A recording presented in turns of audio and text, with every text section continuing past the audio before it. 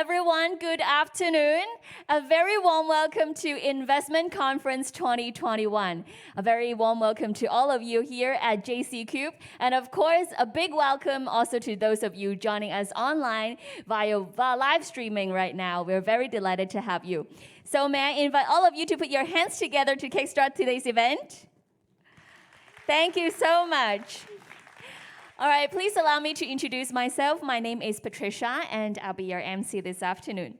I'm sure you had a rewarding week with the full elevator pitch competition and matching programs organized by Hong Kong Science and Technology Parks Corporation.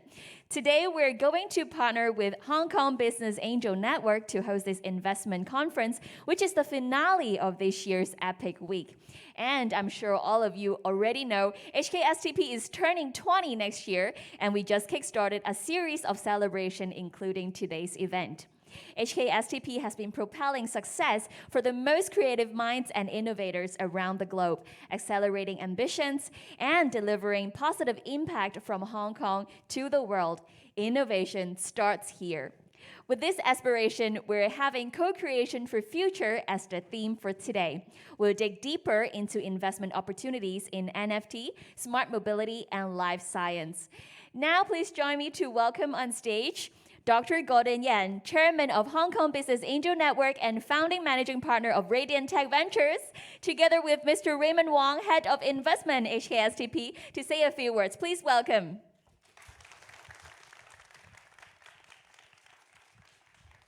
Well, thank you, everyone, and welcome to our annual event. This is, I think, the sixth year that the Hong Kong Band has organized this similar conference together with the HKSTP. And obviously, this is a very special time because, first of all, this is the first time we see everyone in masks in our event. Unfortunately, we didn't get to have one last year. And then also, it's a very significant time for venture investment because I think looking at the way it goes, we're likely to have another record year of global investment into venture and technology deals. And as you may know, like a lot of these investments are more focused on later stage deals. We see, billion-dollar deals, several of them, in fact, around the world, and quite a lot of deals raising a couple $100 million, right? So the world now is very, very skewed towards larger size investments. But at the same time, without angel investors and early stage investments, there won't be enough pipeline for the big funds to invest into, right? So we at Hong Kong Band, together with the HKSTP, continues to be committed in promoting and facilitating early stage investments in Hong Kong. And hopefully, we can bring more like-minded people together to make this big Hong Kong a greater place for tech investment, right? Raymond? Great. First of all, welcome you, each and every one of you, to make a time to come here, and also those who are online. This ends with the high note of our first events for the 20th anniversary of Science Park, the BeEPiC 2021. We're very happy that we have recruited about 600 to 700 participants all around the world of over 30 plus countries participating in this event. Started with from last Friday, the elevator pitch, and throughout this Monday to Friday this week, we are hosting some one-on-one matching. So together with what Gordon has been saying, I think early stage investments is something that we need to support, and we continue to do a lot of work, attracting a lot of international participants to come here to connect with our partners and also early stage investors, angel investors. That to start with. And also leveraging on the increasing interest of investments in this part of the world. Science Park is very proud to say that for this year, we have actually attracted about 11 billion Hong Kong dollars investments for our park companies. And for the past 3 years, we have attracted about 40 billion Hong Kong dollars. So with this track record, hopefully we will be going stronger and stronger and building up the ecosystem in Hong Kong. Thank you very much for joining us, and I hope you have a fun and productive and enjoyable time. All right, thank you very much, Gordon and Raymond. Thank you. Please be seated. We're always proud to see the impact that the Science Park is making to the startup scene. Thank you so much for the speeches. Now, before we go into the program for today, let's take a photo together to commemorate this moment. Our photographer is going to take a photo from the stage, so please stay seated and put on your big smiles for the camera. And for those of you sitting at the back and on the side, if you don't mind, I would love to invite you to move closer to the center and closer to the stage. If you could just move a little bit to the rows in front of you. And once our guests are ready, we're going to take this photo together. It's really lovely to see everyone here in person, and we're definitely joined by a lot more online.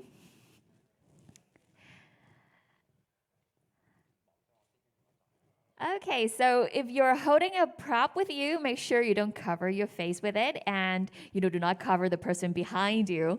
And well, once you're ready, our official photographer is at the center. So please smile for the camera and make sure we can get everybody in this photo. Okay, I think our audience is ready. So please look at the camera at the center.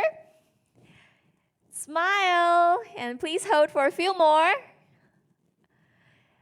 Okay, and one more with a thumbs up, please. Yes, that's fabulous. Okay, a few more, please hold. Okay, a few more for another camera. Big thumbs up. This is the finale for our BeEPiC week. Okay, wonderful. Thank you so much, everyone. Thank you. Thank you. The photo must be fabulous. Now it's time for today's keynote, and we're going to take a big picture look at the development of new economy in Hong Kong. Please join me and put your hands together and welcome Ms. Silvia Chan, Head of China Issuer Services, Senior Vice President HKEX, to share her thoughts on this. Ms. Chan, please. Hi, good afternoon, ladies and gentlemen. Thanks so much for having me here with you today. For those of you who are here in Taguan, it's great to be able to make some face-to-face connection after a long while. And for those of you who are listening online, I hope you can enjoy today's event as well. So like today, hybrid and virtual physical events have become the new normal.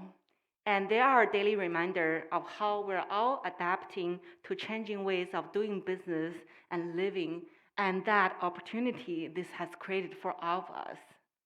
This is exactly the focus for this year's forum, invest in co-creation for future.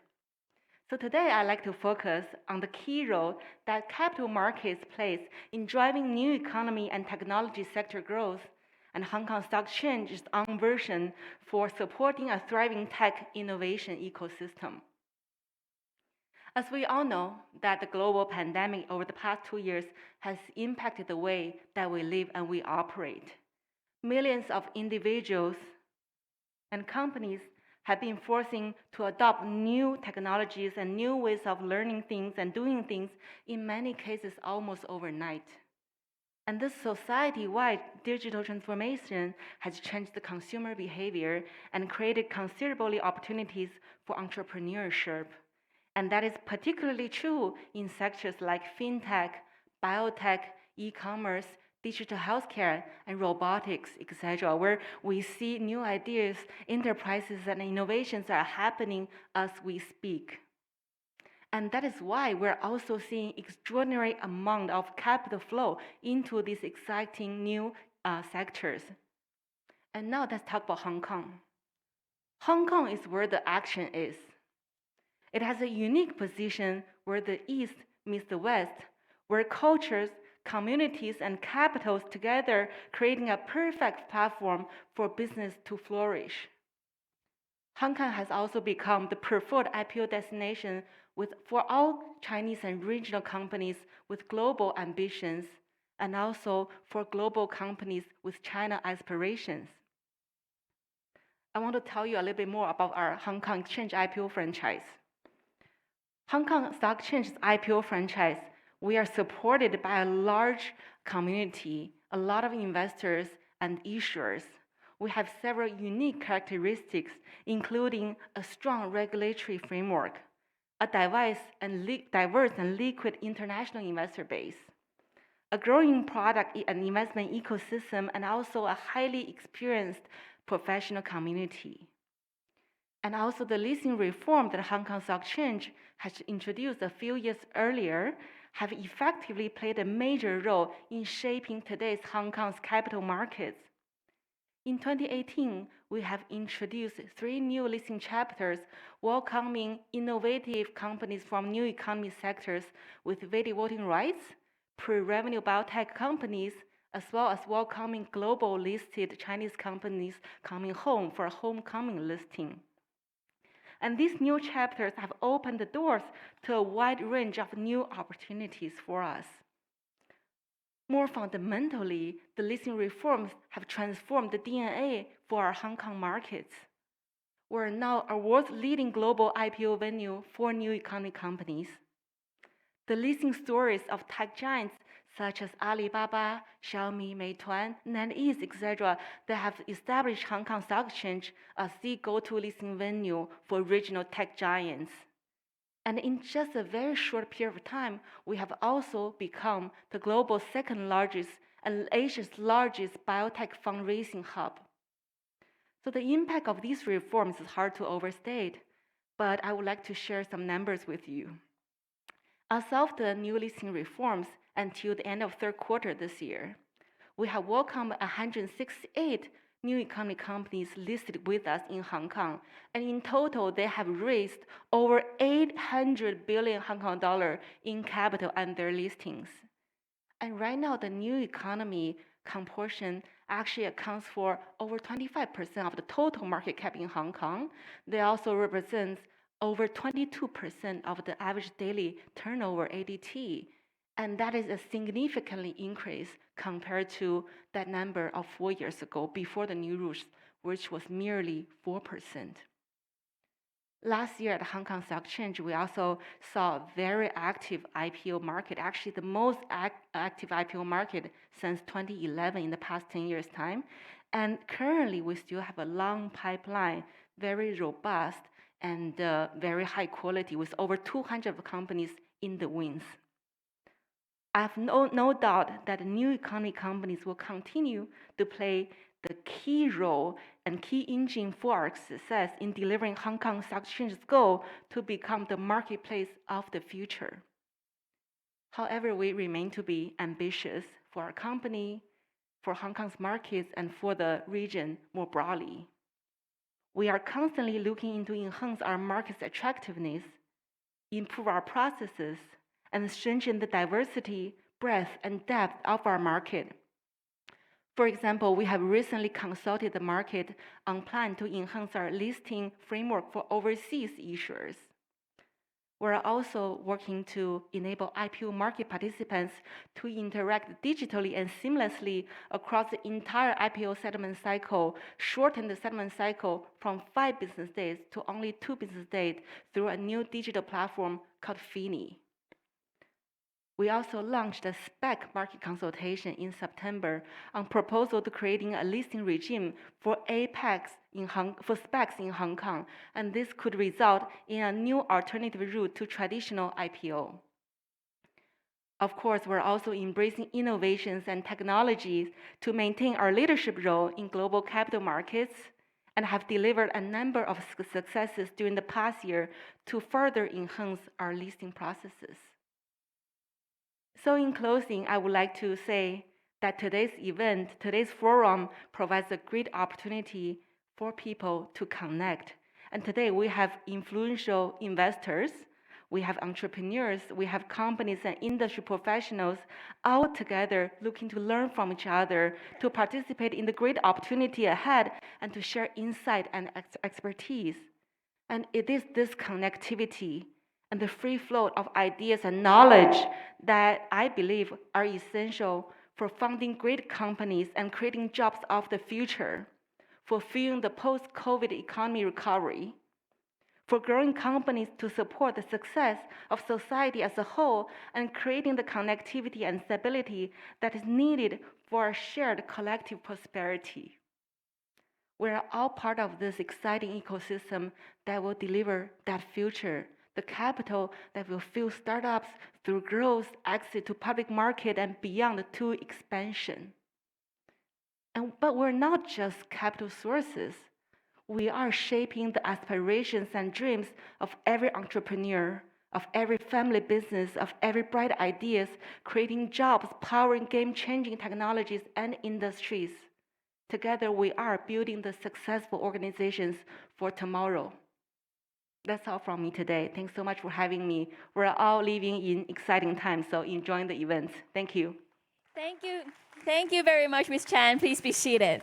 Thank you for sharing with us all the support and policies that is actually helping so many new economy companies to flourish in Hong Kong. And we're definitely going to make good use of the geographical benefits and advantage of Hong Kong to expand further. Thank you so much.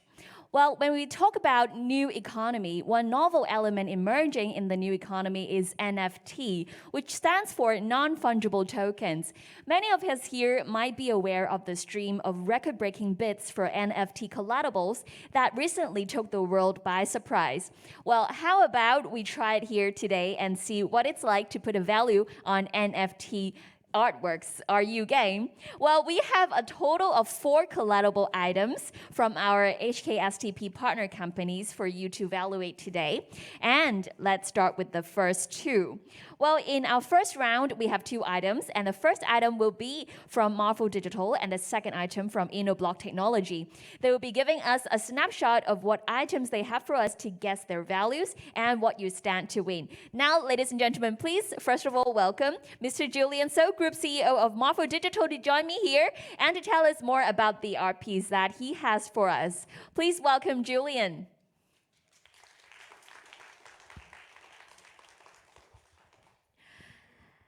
Hello, Julian. It's very happy to have you with us. It's my pleasure, actually. Very happy to see everyone here as well. Thank you. Right. Well, we know that you have a Fusion NFT piece for our guessing game today. Would you like to share with our audience what is Fusion NFT, and can you tell us a little bit more about this item? Okay. Well, first of all, it'll take me hours to try and explain Fusion NFT, but I think for all of us here, I want you to remember just 2 things when you leave the hall today. Number 1 is a Fusion NFT because it's a fusion of an intangible asset and an intangible asset, right? The tangible asset being the actual physical art piece that you just saw up there, and the intangible asset being the NFT that you just mentioned, which is from the virtual world. So Fusion is basically a fusion of those 2 assets. And the second point I want everyone to remember is this. Recently, I think we did see in the news that Christie's just sold the BeEPIC's second most expensive art item, right? The human one. It was just recently sold for $29 million. Wow. However, you will notice that in the news, they talk about an NFT that's accompanying the actual physical art piece, right? In most cases out there at the moment, NFTs typically work as a greeting card to be accompanied with a physical art piece. But in our case, it's different. We are actually committed to create an NFT that actually represents the legal ownership title of the physical asset. So we are not a gimmick. We really want to use the blockchain technology to solve real-world problems in the art industry today. So that's what the Fusion NFT is. And that's what makes you different from the others. That's correct. Well, would you like to give our audience some hint on the bid range to help them with their guesses later? Okay, so the video was played before I could ask them to play it, but I hope you guys actually had a quick look at it. If you did actually manage to take a look at the video earlier, you will notice that within our NFT, there is actually a valuation report by an independent third party. And the valuation of this art piece, which is a 19th century Qing Dynasty ceramic plate, was actually originally valued at close to $100,000 US. However, this is the value of the asset without the NFT, right? Okay. And what is interesting about today's competition or the valuation guessing game is that this item is actually already in the market and has already been sold and resold several times, right? So these are the 2 hints that I have for you. 1, it was originally valued at 100,000, and 2, it has already been resold several times. So I think you would imagine that it would be significantly higher than 100,000 US. Right. Wow. I hope that will be helpful for you guys. Okay, we have two more questions for you. For the winner in this game, who makes the closest guess, what will he or she be able to take home with? Okay, so we in Collectibles, we're actually partnering someone to issue our own, or well, not our own, but the issuer will be issuing Coligo tokens. Okay, Right. and what we are is that Collectibles is going to be the utility provider. What it means is that we will have an exclusive series of ceramic art pieces where you can only buy with the tokens. The Right. tokens will be issued next Wednesday at 0.1 cent. However, for the purposes of buying the Coligo exclusive series, we'll be treating it as if it's 10 cents, right? So the winner of today's guest will receive 100,000 tokens, which you can, one, sell it back into the market and get back 100 US dollars, or two, use it to bid for one of our ceramic pieces, and the value of that would actually be 10,000 US dollars. So, but you decide what you want to do with it. Wow, you kind of already answered the next question that I have, Oh, I did? because Okay, they sorry. must be very curious to know about reselling. Okay. And could it only really resell in the physical form or just the NFT that you meant? Yeah, so the complication with respect to physical assets is exactly what you just talked about, which is possession. So what we've done is we've actually included possession rights within the NFT. So anybody who holds the NFT and comes to our gallery and requests to take possession of the physical item, you will be delivered the physical item, right? Because you actually own it. And your NFT actually represents the legal ownership title to it. So that's how we're very, very different from all the other NFTs out there in the market at the moment. All right. Yep. Thank you so much, Julian, for all It's the my pleasure. information. Thank you. Please be seated. Thank you. And I hope you'll be the winner for guessing the value of his art piece. All right, up next, please join me and welcome Ms. Rowena Wong, Head of Sales and Marketing of Inno Blog Technology, to tell us about the next artwork item that we have from them. Hello, welcome, Rowena.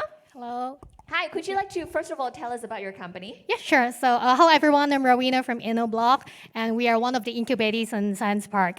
And our company actually provides blockchain as a service solutions to our corporate clients. So, we make use of smart contract, and then we make use of distributed ledger technology to create different blockchain solutions, such as tokenization, such as loyalty program, and ESG provenance, and of course NFT. We help clients to create and mint NFTs. So that's why we are here today and presenting this NFT art piece. Right. So about this art piece, the swimmers, would you like to tell us about this item? Yeah, sure. So actually, Swimmers at Risk, this NFT, it's one of our, we help our clients to create it and mint it.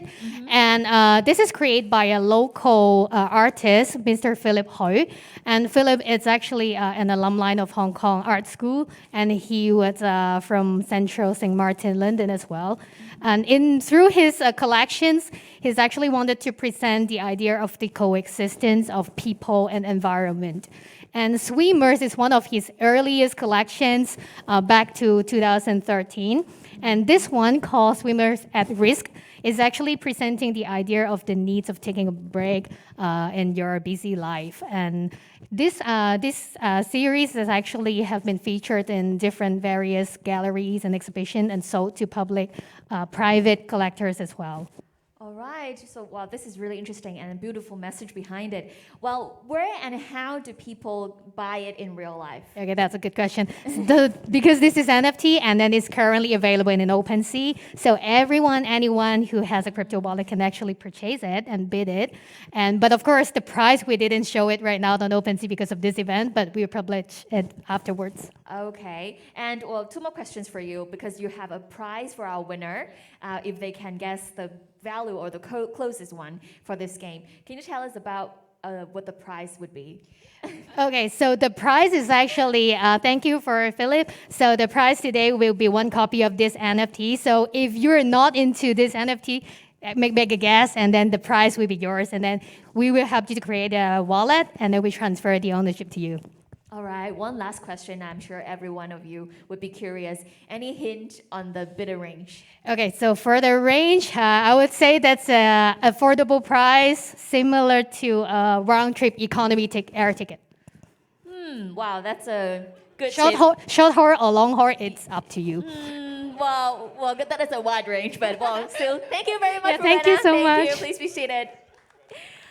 All right, so now everyone, it's time for you to make a guess. Oh, well, please use the QR code shown here on screen, and you can input your name, company name, and make a guess now. Each partner company is giving out one prize for each game, and the one who makes the closest and fastest estimation of each art piece will be the winner. The result of this round will be announced at the end of the conference, so if you want to know you are close with their guess or not, do stick around and stay with us. Oh, we have also helpers on both sides with a QR code. If you are unable to scan the one on screen, you can seek help from them. As well, I would like to remind you also, you'll be requested to create a 4-digit code when you place this bid or make your valuation guess. Do remember this 4-digit code because you'll need it for the next round as well as to redeem your prize, okay? So make sure you remember the 4-digit code. Now, ladies and gentlemen, you have 1 minute to make a guess, and let's do it now. Okay, the clock is ticking, and I hope you have already made your guess. I'm really excited to know about the valuation of these art pieces, really. The value in the market and what you guys are guessing they value at. All right, it's almost half a minute gone. 30 seconds left, ladies and gentlemen. I hope you have already made your guess and keyed in your valuation for those art pieces. We'll have one more round of this valuation game later. But still, I hope to see you as a winner later on. Our online participants can also participate in this game, by the way. All right. 5 more seconds left. 4, 3, 2, 1. Time's up. I hope all of you have made your guess, and I look forward to seeing your name later on and here on screen as one of the winners. Okay, before our next round of valuation game, we'll have a panel of experts to tell us about tokenization and whether the concept is going to redefine the future of investment in collectibles or whether it is just a fad and a doomed bubble. The moderator for this session is Dr. Gordon Yan, Chairman, Hong Kong Band, Founding Managing Partner, Radiant Tech Ventures Limited. Please welcome. And joining him on stage would be Mr. James Ho, Director of Strategic Partnerships of Animoka Brands. Ladies and gentlemen, please put your hands together and welcome our speakers on stage. And we also have Mr. Edmund Lau, Chief Financial Officer, Babel Capital, Ms. Queenie Wong, Vice President, C Ventures, and Mr. Jaehan Zhu, Co-Founder and Managing Partner, Kinetic Capital. Please give them a big round of applause again. And now over to you, Gordon. Thank you. Okay, so let's dive right in to the world of digital asset. I mean, obviously, everyone had a taste of the NFT world and what it means, and I assume most of you have some exposure one way or the other, right? And we're obviously very glad to have a great panel here, especially Jian. He's, I think, the person who introduced me to crypto or digital asset. Way back in, I think, 2016, probably around that time. And obviously, he's one of the, trailblazer in Hong Kong for this topic. And obviously, from the investment side, we have Queenie and Edmund, and also James from Animoka, which is one of the company in Hong Kong, that is very much involved in the NFT world. Okay, so. Start off with a quick question. I mean, obviously, for most of the people in the investment community, the focus had been on digital asset, more particularly on cryptocurrency, for example, which went on a roller coaster ride with a lot of money being poured into it, and now recently has had really gone back to sort of a historical high. Or I'm not even keeping track, but 60-some thousand US per token of Bitcoin, right? So I think, first of all, a quick question to our investors here, the 3 investors here. Do you think that a cryptocurrency, it's already should be part of a mainstream investment portfolio? Is it ready for that, right, Jihan? Yeah, again, thank you so much for having us. Yeah, it goes without saying that cryptocurrency is now part of a well-balanced financial diet. It's very important that treasury management, whether it's enterprise, sovereign, or even personal, you really owe it to yourself to be part of the existing generation, not only of technology, but of economy. As the digital society and the digital economy start to merge together, having exposure to cryptocurrency, whether it's Bitcoin, whether it's stablecoin, whether it's Ethereum or Render or whatever have you, it's a really important phenomenon and an activity to have exposure to. Otherwise, I think you'll start to see your kind of assets maybe reducing in contrast to the actual performance of cryptocurrency. Okay, Queenie? Yeah, I mean, I definitely tend to, agree with Jihan here. I mean, obviously, the most well-known cryptocurrency is Bitcoin, and for a lot of people, the thesis is it being the alternative of gold. But I guess other than Bitcoin, we are seeing a lot of new coins. Well, the second one, Ethereum or Solana or even others, they have proven more than just being, preserve of value. They are actually proven utilities, which have been increasingly important as we are seeing a lot of people or even our community and society are allocating more time in the digital world. And so as we are seeing these utility as reflected from the back end of where the protocol that these coins are representing, we see the appreciation of value that has been increasing tremendously the time. And we also believe that as the public are getting more and more involved in the digital world, a lot of more people should be allocating, time and actually investment into the cryptocurrencies. Edmund? Yeah, certainly. We actually see the institutionalization of cryptocurrency is a big theme in the last 2 years. We see like big banks are coming in, no matter brokerage firms, as well as like smaller firms. We see like governments coming in, regulators are getting, looking in this space.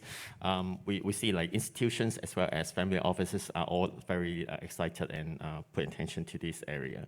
So we continue to see the volatility of some more liquid like coins being stabilized, and as a portfolio perspective, asset perspective, it makes a lot of sense for like institutions or like say family offices to hedge against inflations, to hedge against some like instances in geographic or political events. So it's getting kind of like in terms of products, there are more and more products from different jurisdictions where you ease the buying and selling of like crypto assets. So net very much positive in this trend. Sure. Now, okay, when we go to James, I mean, as I mentioned, their company Animoka is in the forefront of this movement, right? James, can you share a bit with us about what you guys are doing, what are you seeing? Are we really talking about a switch from or movement from digital currency now to NFT? Is that really it? Are we all about collectibles, or is there more to it? Yeah, we should just all buy NFTs. That's it. No, I actually think that I second to everybody's sort of opinions here. I think instead of just the institutional, I think consumers should do more research and understanding the technology up front here, blockchain technology and innovations. So, Bitcoin being Bitcoin, I think is still store value. The innovation happens on a lot of different sort of chains. Ethereum obviously being one of the leaders in innovating. So I do think that understanding the utility and getting involved would get your skin in the game to see what's the fascination on the ideation and the creators. There's so much happening in this space right now at warp speeds that even people like ourselves at Animoka are really learning from the creators. So we're humbled every day by the people that we see come and present to us. So we do encourage people to do more research and to get involved and get your hands sort of dirty in understanding this technology. From a long tail vision, we do believe in open assets. We do want to see a world where there's interoperability. How do tokens cross to different layers? How do we interact? There's still a lot of things that haven't been resolved yet in terms of, for example, how does the NFT cross to different bridges, and how do you price index it? So there's a lot of challenges that still need to be resolved, and there's a lot of creators coming into the space. Okay, so obviously, again, there's a big movement. I think people are jumping onto NFT much quicker than the adoption or investment into digital asset. previously, right? And perhaps because of the way that NFT has presented to be have been presented to all of us as artworks and collectibles, right? And obviously, earlier speakers demonstrated how it's being done. Now, is there more to it than just being a vessel for collectibles, right? Xian, what do you think? Yeah, it's a really important question because I think a lot of the attention has been on content, art, design. But at Kinetic, we've invested in over 220 companies since 2016, all blockchain and crypto focused. And one of the kind of areas that we're trying to pioneer now, and I think we're one of the earlier ones, is actually looking at NFTs for purposes other than content and design. An NFT is basically a vessel, but you can put anything inside of that vessel and have it experience interoperability and incentivization layers. So we've invested in a company called Snickerdoodle out in California, which is replacing web browser cookies with NFTs that hold your user data. And what that does is it starts to explode the idea of how databases are constructed. So this is very, very cutting edge concept of how NFTs can actually function as portable data fields.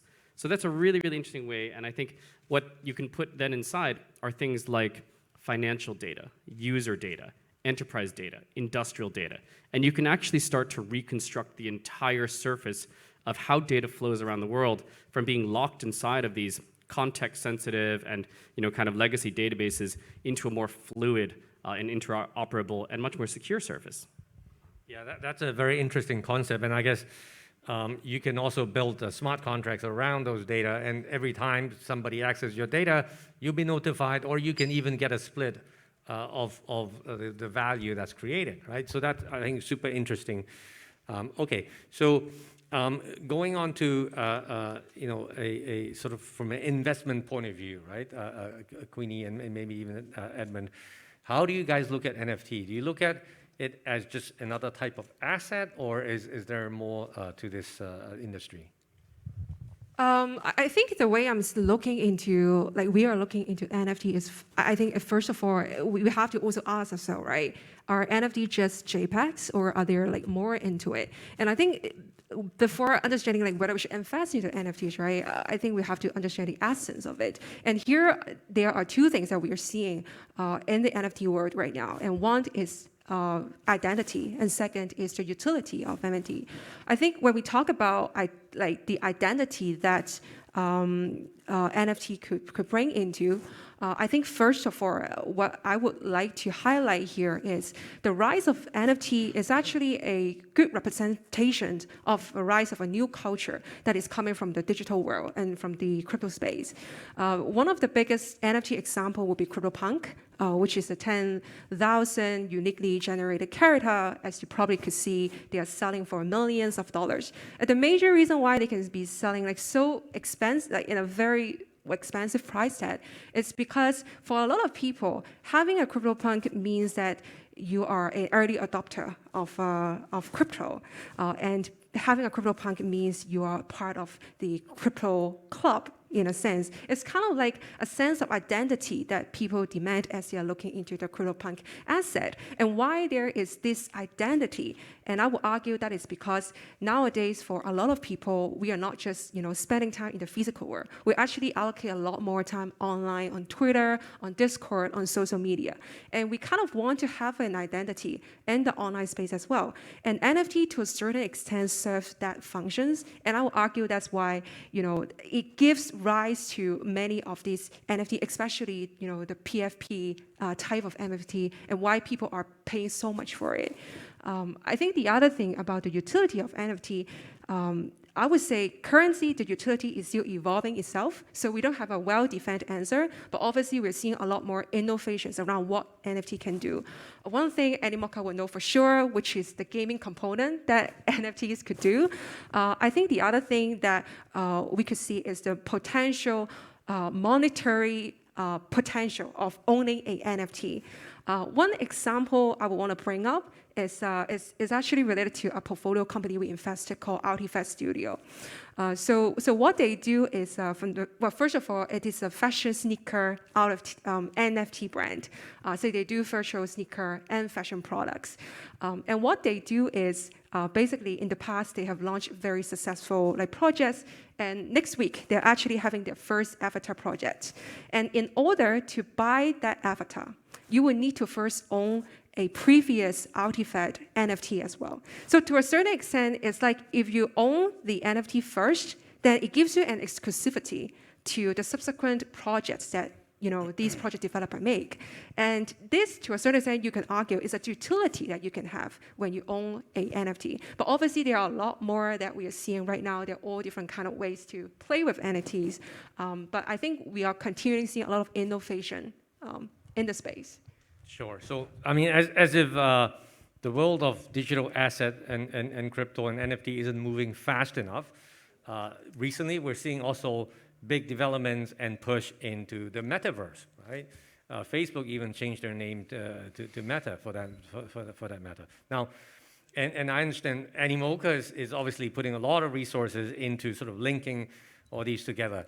James, can you tell us a bit about how these things interact with each other? Sure. So to echo both Queenie and Jihan's sort of stance, I think a lot of the models that we're seeing are super innovative because now you get control of your data. I think what we see, we're the owner and investor of Sandbox, one of the perennial sort of metaverses. We could have stood there and really built that to become a leading one in blockchain, but our long thesis is open assets. We believe open assets will change and do what open source did to coding. So we've now invested in over 18 metaverses, and we'll continue to invest in metaverses because we believe interoperability is key. That the biggest function from traditional metaverses like Fortnite, Roblox, Minecraft is we're open, right? The assets get to communicate and talk to each other. This facilitates innovation and technology and also ability for new models and new financial models that sit within these groups. So we're seeing an emergence of VR, AR. So I think one of the things as a company at Animoka, we sit as a content aggregator and IP holder that can facilitate growth amongst all these metaverses. And that's our vision, is to really facilitate growth, ideation, and also innovation amongst all these creators. And I do feel and see a lot of new emerging sort of commerce and financial models being developed as we grow these metaverses. Okay, Edmund, as a fintech veteran, how do you see all this happening, and what are sort of the fintech opportunities, right, within this industry? Yeah, it's a very good question. We see continuous innovations in the crypto and crypto-related industries. Looking at NFTs, very pretty short history, right? No matter talk about 3 or 5 years and getting much popular in the last 1 year, and we find it's just a beginning of endless opportunities and possibilities. And, every week and every month we'll see, new usage, new trial, new technologies that coming in. So I guess, it really very suitable for today's, topics like co-creation of the future. And now it's not just a physical space, it's not a physical us, it's not a physical things. We're creating a kind of virtual world that potentially we can change the rule, ownership, participations, asset class, etc., etc. So it is very meaningful, especially I think among the newer generation. So when you look at the buying and selling and those who feel most excited and feel fun, they are the younger generation. Maybe, for those who are over 50s and 60s, they never know what is happening, they never understand, they never appreciate. But I guess, as a lot of talents, a lot of great companies, and a lot of resources have been putting into this infrastructure, I think it will have a very interesting, outcome. Okay, now obviously, all we talked about earlier, it's really staying on sort of the digital front of things, right? But as we've seen one example earlier of the NFT, it actually crossed into the physical world, right? Linking a digital NFT to a physical antique product. Jihan, I mean, obviously that is one use case for collectible items, but what are the other sort of possibilities in this, and what are you seeing in the market? Yeah, I think the example of title and ownership is definitely one interesting one, which I think we'll see. And this whole idea of security tokens, which is a class of tokens to securitize physical goods will actually migrate over to the NFT medium. But beyond that, I think the way to think about NFTs really are as digital twins of the physical universe.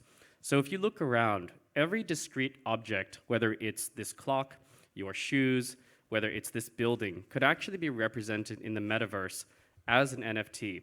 And so what we actually start to do is you start to extend the physical reality into the metaverse reality in a way which is, first of all, twinned, where you can actually have objects exist in both places at the same time.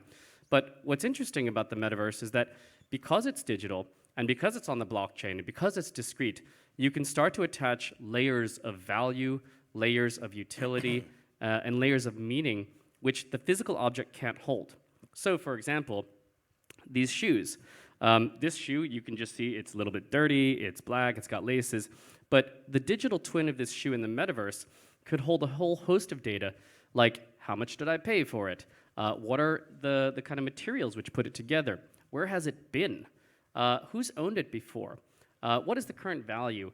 And all of these types of things which perhaps aren't useful data to everybody, but somewhere in the long tail of the data universe, that data is useful to somebody. And I don't know, I know that the whole idea of snow crash, which is really the first kind of concept of metaverse that everybody kind of references now, it's an amazing book.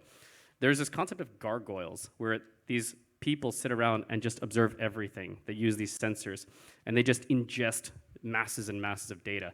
I think that's kind of where we're going, and part of it is due to the ability and the necessity to process the physical world and actually extend it into that digital realm. And if you take that, it's a really, really important concept when you start to think of where are we going as a society and how will we exist. That's interesting. So potentially, with a combination of 5G technology, Internet of Things, sensors, the digital twin or the NFT of, say, a piece of machinery will be able to tell you everything that has been produced from that machinery, how much it has been used, and all the maintenance being done, right? So, I mean, I can see probably a lot of possible use cases coming from that outside of the art and collectible world, right? Now, okay, so let's talk a little bit about the concerns that some of the skeptics have, right, in this category of technology and asset. First one being talked about is the environmental impact, right? Obviously, it's perhaps more related to Bitcoin and Bitcoin mining, but is there an issue when it relates to other digitization and things like NFT? James, can you tell us? Yeah, I mean, we're definitely conscious on the green aspect of it. So, as a company, we stand chain agnostic. We do work with multi-chain across the Solana, Ethereum, Binance Smart Chain. We also have a green initiative with the Brink Studios, the Brink guys from Hong Kong. So we do pay attention to how we are developing NFTs and ensure that we choose the right chain for the right reasons in terms of green. But from sort of the gaming aspect of it, I think to add to what Jihan was saying, we're actually seeing digital flex, if you will. Owning something on the digital metaverse gives more your scarcity is even stronger. It gives a strong communication. And we recently signed Snoop Dogg for Sandbox, and he sold 10,000 tickets to his VIP party in the metaverse, right? So we could have sold 50,000 private tickets, right? So the metaverse is becoming a real thing for access. And so it's super interesting to see. I think we're going to see more and more of these collaborations across the portfolios that we're building. Yeah, that's interesting. So obviously, different blockchain, different technology relates to or result in different energy uses, and not all of them are that bad, okay? And as James said, it's very interesting. Recently, I don't know whether you've heard, that Nike filed some patents around NFTs, which means that they're about to issue the virtual pair of collectible sneakers. Right? Instead of kids lining up in front of the shops to buy a pair, $2,000 a pair of sneakers that will wear out, now they can own it virtually, without all the pollution related to producing that pair. It's the same thing as people trying to get a pair of AJ1s, Jordans, right? If you're a sneakerhead, you just can't get them because they make it. The demand is very high. They use that as a marketing ploy, but in the digital world, it's no different. Sure. I think people are going to be also lining up in the digital world to Competing to mint. Yeah, absolutely, right? So if I meet you in the virtual world and I'm wearing these shoes, you're going to talk about them. Yep. Okay. Well, that's interesting. Now, Queenie, obviously, you guys invest in a lot of sort of different types of digital-related, crypto-related industry as well. Now, I mean, what are you seeing, and how does it relate to sort of the physical world that you also are investing into, right? Are you seeing more crossovers between these two different sectors? Yeah, I mean, we definitely are seeing a lot of interest in the physical world to tap into the digital world. I mean, even in the case of Artifact, which is the NFT company that we invested, we are seeing lots of artists, brands trying to, to partner with, like Artifact, other NFT brands to really tap into the NFT world. I think the really tricky thing for a lot of these mainstream brands, though, is they are missing the understanding of the crypto native environment. As in, there are a lot of mainstream brands thinking that, okay, I'm just gonna create a digital version of my product and it could be sold out immediately. But that's actually not quite right, because I think for now, the majority of the people that are buying NFT, they're still pretty much like crypto native. And one of the reasons why we invested into Artifact is we feel like the team, while they have great like fashion sense, they create amazing products, but at the same time, they're super crypto native. They have a huge Discord community. And actually, they partner with all the online creators to co-create the NFTs together. And I think community is a key word for a lot of NFT projects we're seeing here. Okay. Now, so Edmund, I want to ask you, about your opinion. What do you think it's some of the hurdles that are sort of preventing more wider adoption or wider exposure to digital asset, right? Things like NFT. Is security an issue? It's volatility an issue? What do you think? Well, it's a very good question. So it depends on what kind of crypto or digital assets we're talking about. But in terms of NFT, like obviously at this point in time, it's still like not for the whole mass yet, but it's getting more and more popular, and people are getting more and more excited and funds on each projects. I guess one of them, what you're saying is the environmental or energy things. The ESG is obviously a macro trend that everyone have been working on, and but when you talk about NFT and other like crypto assets, the creation of it and the storage, transportation, and the lifetime period, you look at the energy consumption, well, it might be much smaller than physical good. So, when people, start to, think about it, they could be even more efficient. So, there are lots of kind of, I would say, I won't say like, misunderstand, but not enough to talk about the whole life journey of this particular new industry, and even when you talk about Bitcoin, people are saying they have been using energy in very remote places. They're trying to use a lot of let's say like hydroelectricity, which is otherwise not being able to use because it's too remote, and the transportation of it or the transmission of it to the city area doesn't make any sense. So if you look at this deeper and deeper, you'll find that it's actually it's an interesting digital age tools and products which we should look at. Okay, so Shihan, if you have to sort of enlighten us and point us to a direction, where would you say are some of the interesting investment opportunities going forward? I think right across the border. This is a slightly maybe contrarian to some of the ideas that are put forth, but I think that public crypto is dead in China now, but actually permissioned crypto and permissioned ledger crypto is actually on the rise. There's a national framework called the BSN, the Blockchain-Based Services Network, which is basically China's national blockchain infrastructure, which is emerging. And on top of it, they're actually launching something called the OPB, the Open Permission Blockchain, where public chains permission version of these public chains like Ethereum, like Polkadot, like Tezos, will actually launch completely compliantly, PBOC approved inside of China. The opportunity here is actually for the new version, the kind of more compliant, regulatory approved version of NFTs called DDCs, which stands for Distributed Digital Certificates. It's a more agnostic one, which is not so closely associated with crypto, which is the desire of China since crypto is restricted in China. This is an enormous opportunity for those of us who are here in Hong Kong, building in Hong Kong, and also want to interact and access the Chinese market.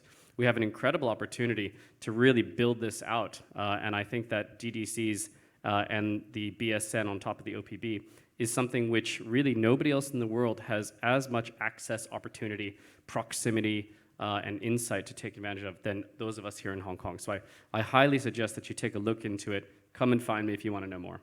Great. Queenie, what do you think? Well, I'm a consumer investor, so I focus a lot more on the NFT in general. I do feel bullish in the space as we are seeing a lot of new form of utility that NFTs could potentially bring. Both in the virtual world, in the digital world, and in the physical world. But definitely, I think NFTs that have a gaming component is a very interesting area to look into. Because obviously we are seeing a lot of innovation around gaming, especially with the play-to-earn concept. I mean, we've seen the success in SC Infinity. We're seeing a lot more success, but mostly from the Animoka portfolio. And we've continued to feel like this is an area that could be really interesting for us to explore. I see. So let's go to James. I mean, have you anything to add on that? Yeah, so thank you for that. I think we were early investors into a company called Axie Infinity. For those that don't have seen it or understand it, definitely take a look at it. Milestone year 2021 because they hit $1 billion on-chain transaction volume, surpassed that now. Huge. This is basically proving a model that we invested in them because of the founders, really. And what they've done is created really proven the play-to-earn model with another company called Yield Guild Games. We predict that the Yield Guild Games, it's a community-driven sort of scholarship, scholars really leveraging off the assets. But they've grown to, they hold 500,000 users in the Philippines. And this is really dear to our heart because they have actually democratized financialization, put food on the table in the Philippines during COVID through gameplay. And this is what play-to-earn is. And we see this accelerating at a really, really fast rate. We're also, instead of just being seed investors in companies, we back their assets. We back their assets because we're building their communities. We're building the communities because they have strong token design, tokenomics. We think this is going to facilitate way faster in the next 2 to 5 years. Huge models for us to bet on. Sure. Edmund, where would you put your money? Well, I would just say, Hong Kong is very suitable for the industry development, and all the biggest cryptos and NFT company, many of them actually came from Hong Kong, and we have a lot of talents, and the infrastructures here is very suitable for the development of this industry. I guess with all of us compliance in mind, and the interest of the investors and the ecosystem in mind, I think we can build a much better place. Yeah. Great, thank you very much. That ends our panel. Feel free to reach out to any of our panelists later. Stick around and we'll be around to answer some questions during the break. Right. Thank you. All right, thank you once again to our group of panelists. And of course, thank you, Gordon, for facilitating the session for us. Wow, a lot of information from this session. I'm learning a lot. Thank you so much for all the good tips. And we're seeing a lot of potential and possibility with NFTs. And while we definitely need those criteria that you have reminded us when we want to make smart moves with NFTs. Thank you once again, ladies and gentlemen. Thank you very much for the session. Well, speaking of smart moves, now it's time for you to make smart guesses again with our NFT collectibles. Well, in this round, we're going to have 2 more art pieces from BOAX and CryptoBlock. And now, first, welcome from BOAX NFT Marketplace, Mr. Ian Wen, founder and chairman of BOAX, to tell us more about the art piece that they have for us. Please welcome Ian. Hi, hello, thanks. Hello, Thanks Ian. for having me here. Right. Well, could you please, first of all, tell us about your company? Okay. BOX is a new NFT marketplace supported by Bank of Asia, which is a digital assets friendly bank based in the BVI. We serve the crypto space, offshore, and also high net worths, but it's based in the BVI. So we have, in Hong Kong, we have a management consulting arm to serve that. And BOAX is part of this new NFT digital assets friendly vision of the bank. So we have our own platform, which we built. Wow, that's interesting. Yeah. And more interestingly is the art piece that you have for us. Would you like to Yes. tell us about your art piece? Sure. This is done by Dr. Dominic Lam. He's a renowned international artist whose work was displayed in Louvre and also auctioned at Christie's. So what we did at BOX, we through NFT, we breathed life and new energy into this NFT and to provide a new, I suppose, a new perspective and meaning to it, to be viewed from NFT. Could you play it, please? Wow. So this was auctioned together with the Olympics, this year's Olympics, and the auction ended on the 8th of August.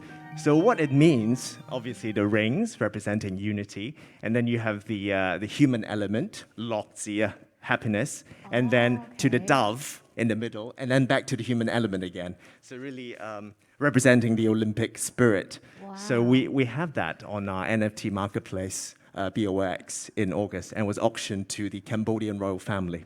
Okay, well, As for the price, of course, I'll keep it secret for now. for you Right, to guess. right. For our non-Chinese audience here, the logo actually symbolizes the happiness, the character in Chinese for happiness. Wow, a lot of meanings behind it. That's Yes, really beautiful. yes. Well, I would like to ask, like, how can we get this collectible item? How can it be bought for real, and where can we do it? Yes. This one, the first edition was sold on BOX Marketplace. Where the address is outside at the booth, but we'll have new editions coming up. So that will be available on our platform, All BOX. right.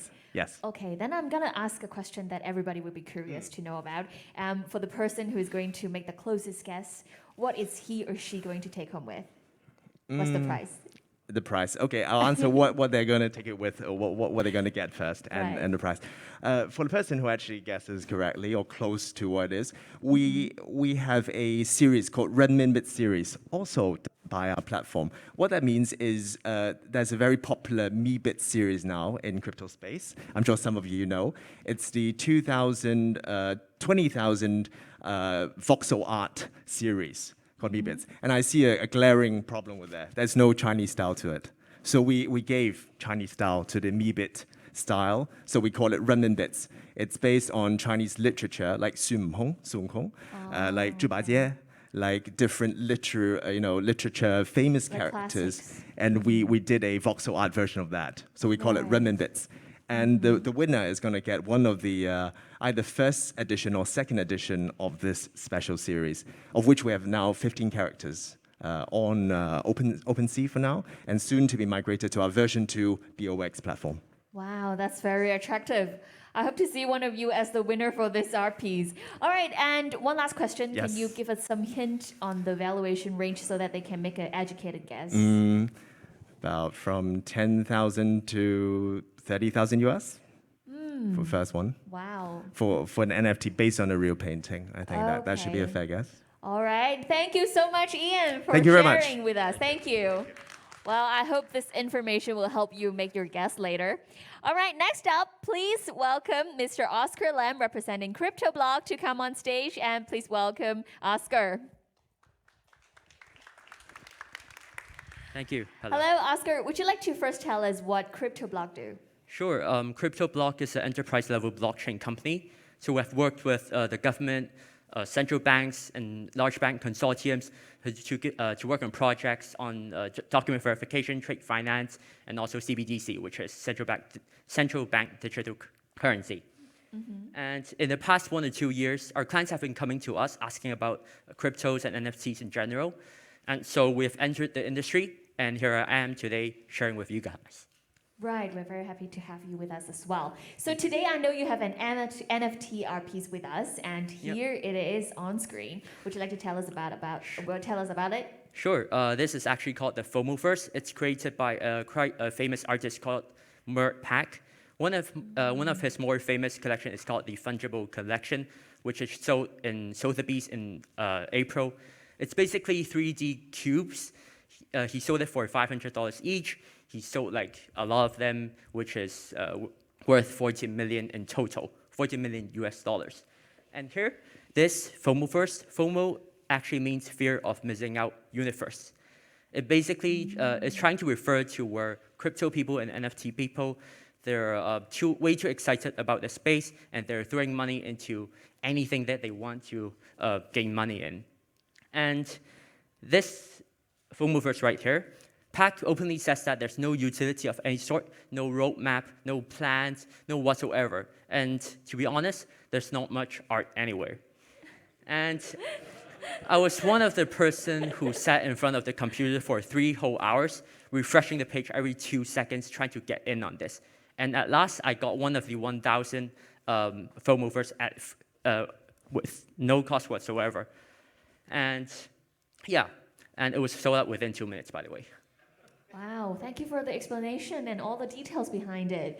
Well, this piece is rather novel, really. Well, I would like to ask, where and how do people get a hold of this? Yeah, so there's approximately 1,000 of these. It's now secondary trading on OpenSea. You can actually look it up. There's active trades on it. All right. And for today, what the winner is going to take home if they're making the closest guess? Sure. Crypto Blog has created a one-off special edition NFT for the HKSTP investment conference, which you can bring home if you can guess how much this costs. Wow, okay.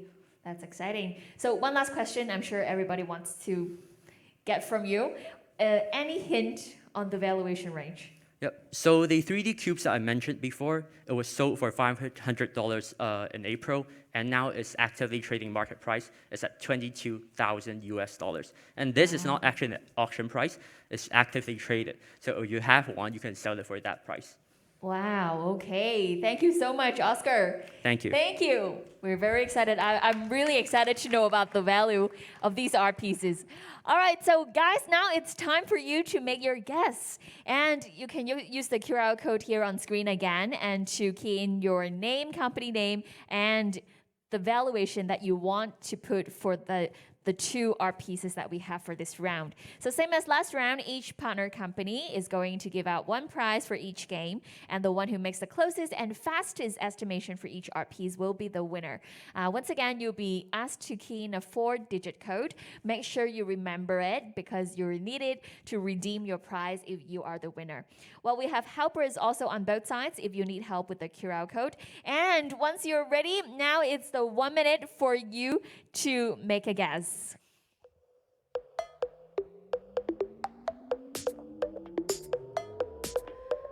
The clock is ticking.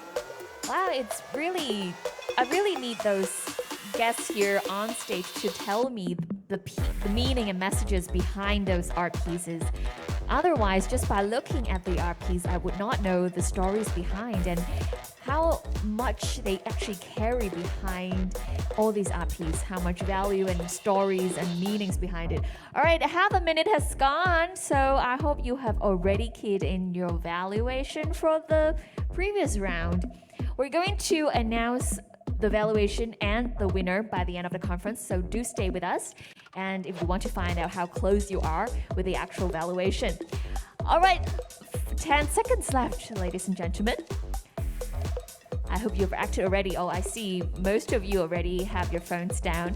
So that's all we have. Time's up for this game time. And thank you for your active participation.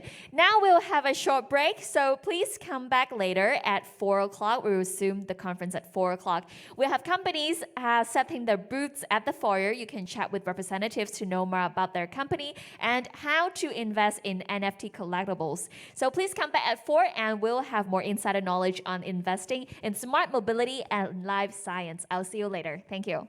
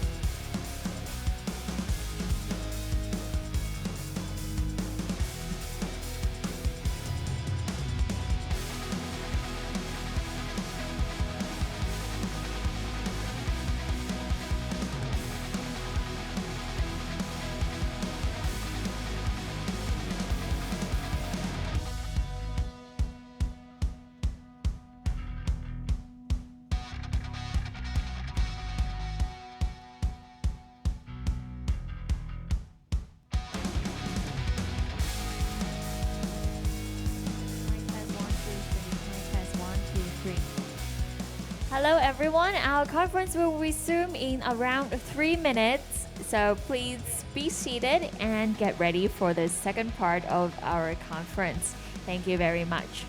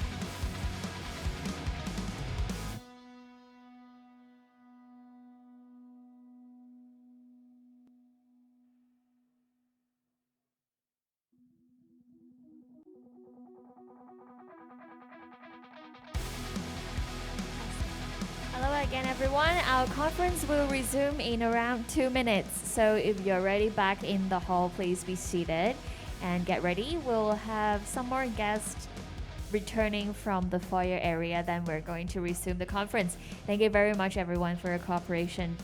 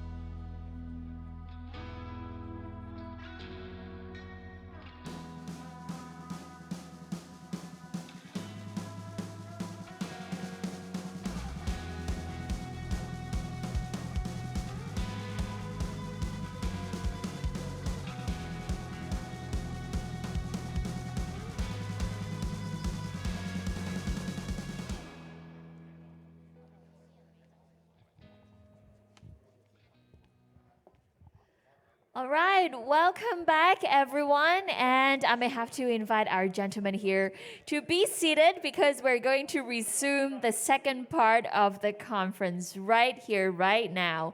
All right, thank you so much. And welcome back, everyone. I hope you've enjoyed the short break just now and you've got to chat with our startups just now, just right outside the foyer area.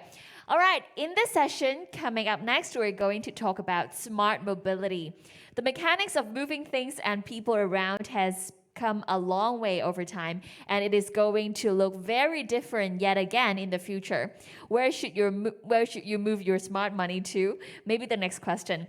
Now, I would like to invite the moderator for this session to come on stage, and please welcome Mr. Raymond Wong, Head of Investment, Hong Kong Science and Technology Parks Corporation. Please welcome.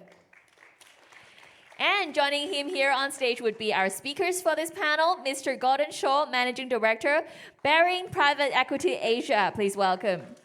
Mr. James Leung, Business Development Director, Overseas Business Geek Plus, and Mr. Paul Kingston, Investment Director, Honeywell Ventures. Please welcome them.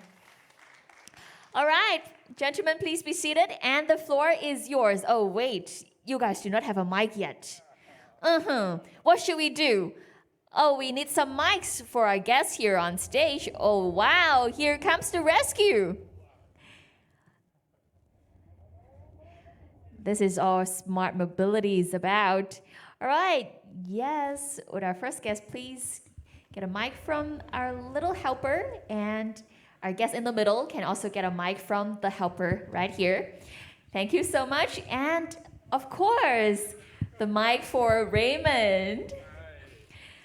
All right, well, later on you'll know more about how this little helper can do a lot more, right? Now over to you, Raymond. Thank you. Thank you, Geek Plus, as our helper today. And first of all, I just want to spend the next 30 minutes or so to cover a little bit of the smart mobility. And before we kickstart, I just have a brief introduction of the three distinguished panel speakers. On my left is Paul Kingston. He's the investment director at Honeywell Ventures. He sources new investment opportunities in themes like industrial IoT, robotics, software analytics, advanced manufacturing, material science, and also develops and supports partnership with portfolio companies and startups, and they have diversified businesses with unrivaled install base. I see a lot of businesses that you guys are in, globally present, and also with a lot of capabilities. And the one on his left is James Leung, a business development director, overseas business of Geek Plus. So you're the boss of the Geek Plus. And he is a specialist in AI and robotics. And James spent about over a decade in the logistic automation field working on global projects. In-depth understanding of e-commerce and retail industries, in particular how automation address the global challenges and help to improve operations. Geek Plus is a global tech company specialized in smart logistics, #1 in global AMR, autonomous mobile robots market share. They produce over 20,000 robots already, and they have 15,000 employees covering about over 30 countries, and just started about 5 years ago. And, 7 years ago in 2015. Very impressive. And on his right is Gordon. Gordon Shaw is a co-founder and managing director at Barings Private Equity Asia, Pan-Asian PE firm with over 30 billion of assets under management. Previously director of AIG Investment Corp and head of equity investments in Taiwan, Nanshan Life Insurance. And prior to that, he was a senior design engineer at Schlumberger Technologies in San Jose, California. His BS, Bachelor of Science in Electronic Engineering from MIT and MBA from Columbia Business School. Welcome you all here. I don't want to take much of any time here, but I just want to set the stage as to describe a little bit about what mobility industry represents. Basically, 3 angles. One is that it is addressing 2 problems. One is because of urbanization, such as congestions and emission. And also there's an increasing demand for affordable, convenient, and environmentally friendly transportation. These are the 2 problems that smart mobility is addressing. And what are they? There are some people who group them into 3 areas. One is the ride-sharing, micro-mobility, and car-sharing startups, and they use mobile and digital platforms to connect all the people together. Second is the hardware, like EV, autonomous cars, hardware, software, e-bikes, scooters, and also some of the third one is the enabling technologies that are behind all these. And to give it more of a broader aspect is that it actually impacts in everything that we do, and it changed the way that we live as a livelihood, how we move, how goods move around, and how we work, how we travel, and also how we communicate. And because of the COVID-19 crisis and because of the government stresses of the decarbonization, in the past 9 months, we have received actually a lot of investments in this part of the sector. Investments ranked up to about 75 billion. And also, in terms of specs, there were $33 billion being raised.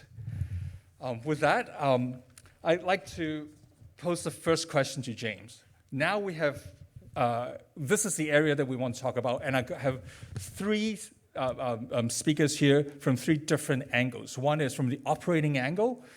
The other one, Gordon, is from a traditional private equity angle with lots of experience in the auto sector. And the third one is Paul, who's always looking for the new innovation, strategic investors. So from both that point of view, I will first ask the question to James as an operator. What do you think are the drivers behind the business and the consumers to adapt the new mobility solutions?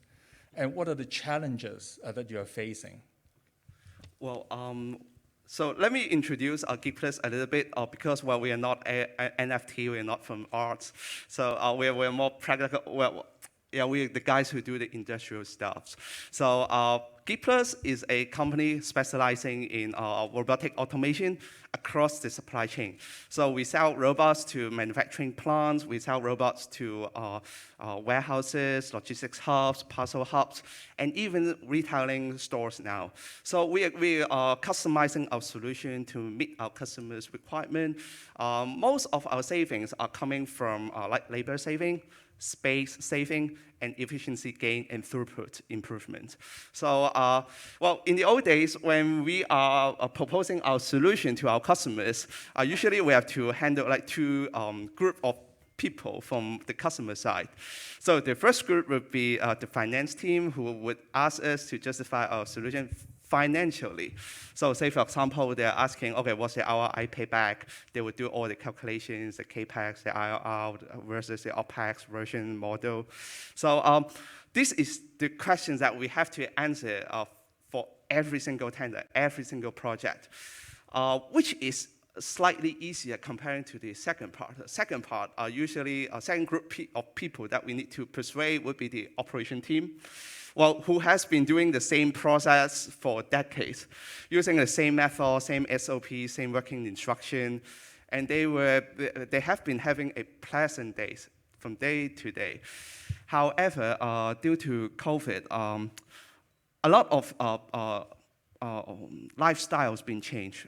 In the old days, some of countries or myself, I enjoyed doing weekly grocery shopping with my family. However, under COVID, no one's is, well, during some period of time, people were not allowed it to go outside. In Hong Kong or maybe in Australia, in UK, people has to queue up outside Tesco stores so that they could get into a Tesco store to buy their grocery. So this kind of like regulations or social distancing are pushing people more towards from a B2B world to a B2C world, which is transforming the entire shopping pattern. More frequent shopping behavior, wider SKUs, and for each SKUs, SKUs, they're buying a little bit less than they used to. So the whole thing is complicating the entire warehousing operation, the fulfillment center operation. And more importantly is, in the old days, operation team can always like bring in more additional workers as casual labor. But under the social distancing regulation, they can no longer do that anymore. So pretty much it's like the perfect timing for us to push our robot, our logistics solution to these operators so that they could like fulfill their requirements or demands from the market. So it's no longer about like the payback period, it's about the survival of their business under the new normal.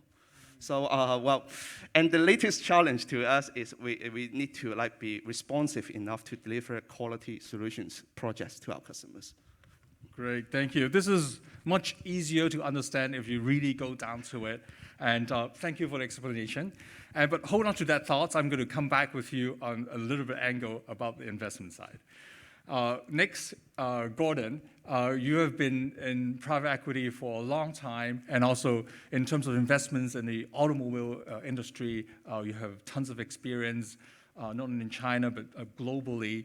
And I'd like to pick your brain. What's your take on the new mobility that has been happening for the last while? And as a veteran in the automobile industry, as an investor, how do you interpret it? Yeah, I mean, we used to think of automotive as traditional, very stable, although we've benefited in the last 20 years, certainly from the explosive growth in the industry in China in particular. So, some of the portfolios that we were early investors in, I look at them, they've grown 10, 20, 30-fold in the time, since. So, but going forward, automotive is one of the most exciting places. The three trends that you talk about, or maybe add one more, I usually like the acronym MADE, M-A-D-E, right? Mobility, autonomous, digitalization, and electrification. those four trends. And in terms of where we're putting our money, there are certainly a lot of good companies with high growth, but often, our main fund is a buyout fund that is looking at cash flow. It's very difficult to invest in these new companies, even if they're fast growing. It does not generate any cash flow. Control is not available. Fortunately, we now have set up a growth equity fund that we can look at earlier stage companies. And the areas that we're looking at, personally being electrical engineer by training, and also my first job was in software. I think those are the areas that we are more excited about, just because of the very high gross margins that as you scale, it's easier to turn profitable. And so, and these, if you look at their weighting in the BOM of a modern vehicle just continues to increase. The electronics component has gone from about 16% traditionally up to 23% in the current vehicle if it's still an ICE, but for an EV, it's probably north of 30%, up to 35%. And I think it will continue to grow. Yeah. So with that, just a follow-up question. So you used to invest in companies that are profitable, but now all these companies, perhaps they haven't reached that profitability level yet. With your experience, would you bet on those companies now? Yeah, I think if there is a path to profitability, we just see that this trend is probably not reversible, and it's growing very quickly. Even though the overall unit volume may not be growing, just these new vehicles, these trends, you can still invest along those trends of digitalization, electrification, and so forth. Yeah. Okay, great. And to Paul, you have been, going around in Asia looking for technologies, and also from your company's point of view, looking around for technologies, the latest innovation. And the market tend to overestimate, the pricing, especially when, for the past few years, the pricing has been going up. And what do you think? Do you think that the market will be actually putting on too much valuation in terms of companies, particularly with those that are far from reaching profitability and far from proving some of the traction? What's your take on that? Yeah, I think it's important to keep in mind what your mandate is, and with that comes a timeline. So if you've got a risk tolerance that is, or the timeline that only allows you to be much more short-term thinking, it's more of a challenge for the reasons that Gordon highlighted. But in our case, we're a diversified industrial conglomerate, right? So we've got operating business in chemicals, building technologies, aerospace, and safety and productivity solutions, which includes the robotic material handling systems that James is more familiar with. These businesses, what we're looking to try and do is focus on ones that drive that productivity and the operational efficiency. And in that, you'll start to see those savings on a unit level. So if the business is leading us there and telling us, okay, you've got something here, you've got something that we can deliver that's innovative to customers today, that's really valuable in terms of an investment here and now. But from a time horizon perspective, our big investment in the warehouse automation space was an Intelligrated acquisition, which we made about the same time that Geek Plus was formed. It was a slightly different market there, and James's company is modernizing that field still further. There's still a lot more development to go in that market, but if you want to talk about something that's a bit longer time horizon, you'd be looking at the investments that we're making today, such as the one we made in Dedalion in Switzerland. It's AI-powered autonomous flight controls that speaks to our urban air mobility theme. And you have to be comfortable with the timeline on that coming to full mass market adoption is more than likely 7+, probably 10 years out from now. at least, and the regulatory regime to get that product approved will be several years on its own right, according to current standards. We're comfortable with that because we have conviction about that space, and we feel we understand that technology, and we believe in it and what it can deliver for the future. But that's our comfort level there, where we operate on a regular basis. So. And can you quote us more examples on other investments in the mobility areas?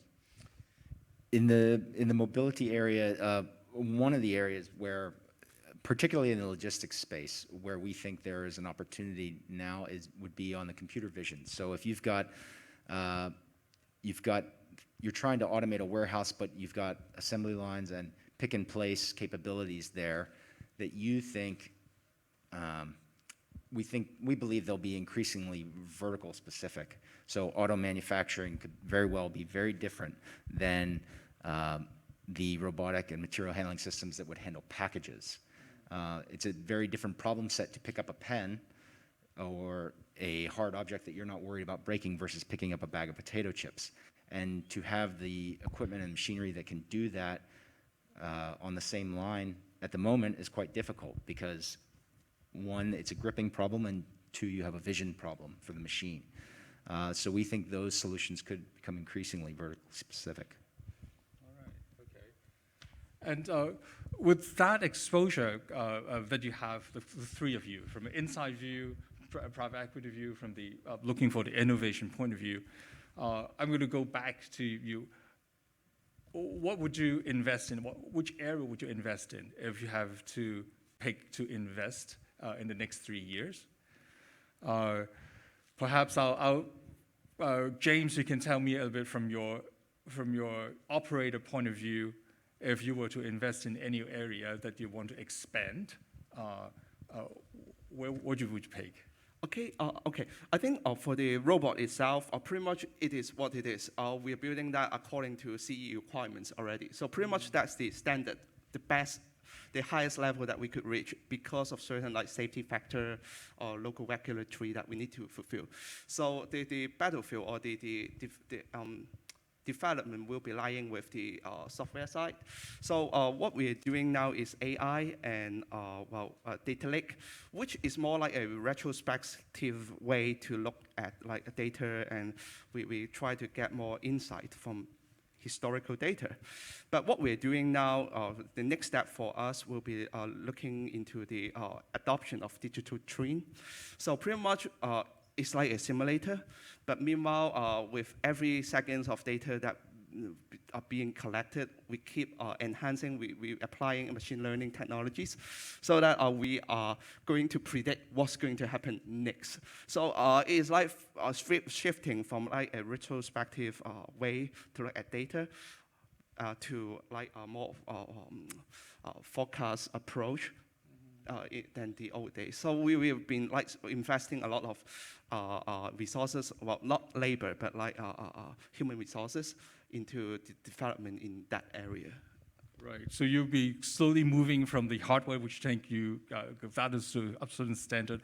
Now it's a software analyzing the data, how to improve in terms of the operation through the machine learning of the data. Correct. That's the area, right? And Gordon. Yeah, I mentioned earlier on electronics and the software side, but more specific, applications of those would be, whether it's in a car, in a truck, or, yeah, I think I agree totally with Paul that it's a longer time horizon, for regulators to get comfortable for all the cars to actually change from where they are. It's, cars last a long time. To be all autonomous and self-driving, that's going to take a while, far longer than our investment horizon. But they are specific use cases that could already use the technologies that are already here today that are probably less, risky or perceived liability and so forth. Low-speed vehicles inside a warehouse or maybe in a parking lot, or highway, just long-haul highway routes where the right now the circumstances are you just cannot get enough truck drivers, in many places in the world, in the U.S., in UK. I think that's going to actually push the adoption faster. Yeah. I believe the technology is already here. I was sitting in a car in Shenzhen traffic, afternoon traffic, for over an hour, and it was completely autonomous. Yeah. So. Right. As a matter of fact, just to respond to that, is we're seeing car ownership is lowering as we speak, whereas the car sharing is actually the way to go. And with that, actually, the utilization of car will increase a lot. Therefore, the number of cars in the city can be reduced down to what I've heard is about 10% of what we have right now. And with that, actually, we can reduce the amount of urban space that's allocated for parking, and thereby unlocking about 20% of the urban space to develop properties from car parks. So with that, actually, the cities, actually, the next impact is that the cities we're living in will be more dense. At the same time, people's livelihood will be changed. People will be walking to work, commuting by bikes. And the change of livelihood, change of how we communicate, and also travel, I think those are the areas that will have a lot of impact from the new mobility movements. And so to you, Paul, what would you be looking at? Which area would you be looking for the next few years? Well, if you had asked me 6 months ago whether I thought NFT or tokenization or crypto and I realize they're all different, but if they had relevance to our industrially oriented businesses, I would have been quite skeptical until I came across a company in the sustainability front that is doing just that. They're taking the operational data that you're harvesting from these systems and finding ways to securitize that and provide additional access to finance for those operators. So it's very clear that the software that we're all talking about is going to bring about a lot of convergence for the technology, and I'm very optimistic. Another space would be on the sensing front. Advanced sensors have a lot of capacity. There's been a lot of work done on this in the auto sector, but returning to that, what I talked about with the urban air mobility, Tesla has opted to go with cameras, and other autonomous driver cars have opted to go with more software-defined radars and LiDARs. That work has yet to be done for drones that, if they're going to deliver packages in the future as a component of last-mile delivery or even in an urban setting, they need to be able to avoid one another, not collide, do it safely. They need to be able to maintain their connection so they don't lose signal. And there's a lot of opportunity there that I think there is some relevance, particularly from what's been done already in the auto space. Right. Mm-hmm. Okay. And because we are shortly running out of time, I just want to wrap up a little bit, hearing from what the three of you have talked about. I think it's the sensor collecting data and interpretation of the data is actually the next wave. Doing the software is the next wave. And that brings me to, I just want to end with a note that what Science Park is actually trying to do for Hong Kong. We are a statutory body, and so we are a neutral body. Actually, we are building up a smart city, what we call the STP platform. This is a platform in which we're collecting data all around the city, be it mobility, be it healthcare, be it finance, fintech, all these areas that we're collecting data, and that will put into a central place. I think the purpose are two. One is that for Hong Kong people to be able to leverage on this and live a smarter life. And second is to establish a platform to attract more innovation technology company to come to Hong Kong and to use this data and quickly leverage on this and build on new products. And so I think in terms of mobility, I think the next wave is the data, the software, and that will be driving the next trend. With that, we have 3 minutes left. Maybe I'll leave 1 minute to each of you to give us a little bit of a insight or any tips that you think the investors, most of the audience investors, what would you like to tell them? We will start with James. Yeah. Okay. To me, a smart city is like built on two things. One is technology. One is about the acceptance. Technology. As a tech company, GeePlus will be looking after those. But I want to spend my 50 seconds on acceptance.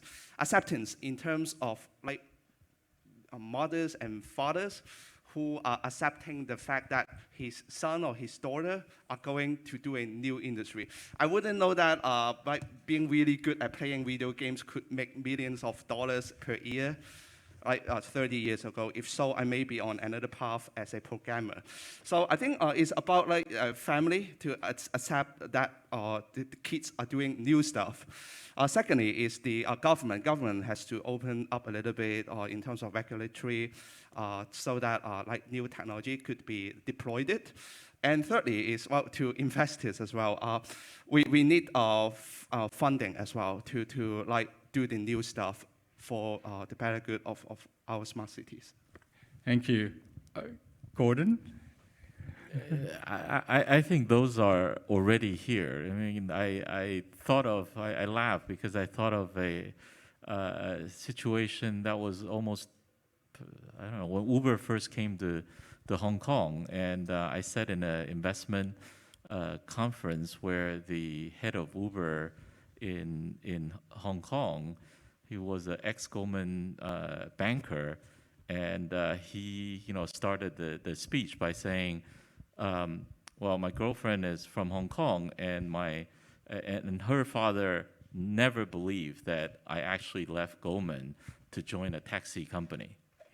So, but I think these days parents are quite open, quite supportive, in fact. So we've come a long way. And investors, there's no shortage of capital. There is so much capital chasing, good companies, including yours. Lots and lots of capital. So, it's a very good company. Right. Entrepreneurship is actually what Science Park is promoting. I think this is very much needed in Hong Kong to encourage more. I would just echo one thing that James said early on, which is there's a lot of industrially oriented companies out there that have an existing tech stack they know they're very comfortable with that produces the results they expect. There's a lot of opportunity for innovation in that space. It needs some help on the incentive side, but there's a lot of opportunity there. And if you find something that you think is relevant that can really scale across industry, I'd be very interested to hear, because it's not easy right now, but it is possible, and I think that's coming. All right. Thank you very much for all your contribution. This wraps up the New Mobility session. Thank you. All right, thank you so much, gentlemen, for the very informative session. Thank you so much for the sharing. Is our photographer going to take a photo for our group of panelists? 我哋嗰個大會攝影師係咪會影一張幫我哋全部嘅講者咧影一張合照嘅？ So please stay for one photo. And wow, thank you so much for sharing your vision and what you think about the future of mobility. And wow, one more photo, and we're going to move on with the next panel discussion. All right, thank you so much, and thank you for moderating the session for us, Raymond. Thank you. It's so exciting to see a lot of innovation and technology coming out like every day that improve our lives, really. And next, we're going to be on another topic that is relevant to every one of us, which is life and health. It is a topic that's of concern to every one of us here to various degrees. Well, certainly. And life science is a broad and important field. Today, we have leading innovators in this field to take us through the latest biomedicine and healthcare tech development and how investment opportunities should be checked out. And now, ladies and gentlemen, please welcome the moderator for this session, Mr. Eric Ng, Chief Executive Officer, Happiness Capital. Please welcome. Joining him would be Professor Alex Shravarankov, founder and CEO in Silico Medicine, who will be joining online. And we have Mr. Andrew Wong, Vice President Transactions, Johnson & Johnson Innovation Asia Pacific, as well as Mr. Norman Zhe, Vice President Nanfeng Life Sciences.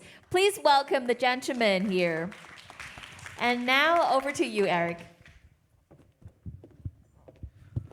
Good afternoon. 30 more minutes, you'll know if you have won the prize. Right, so sit tight. As everyone knows, COVID has increased the awareness of the importance of healthcare. Even before the pandemic, the healthcare startups have already attracting a lot of investors' attention. And in the last 2 years, we've seen a dramatic increase in the investment in the healthcare or life sciences space. And also, we've seen a lot of new development in terms of collaboration and new models. And today, we'll explore these new trends, investment opportunities, and also the portfolio management tricks from the seasoned investors.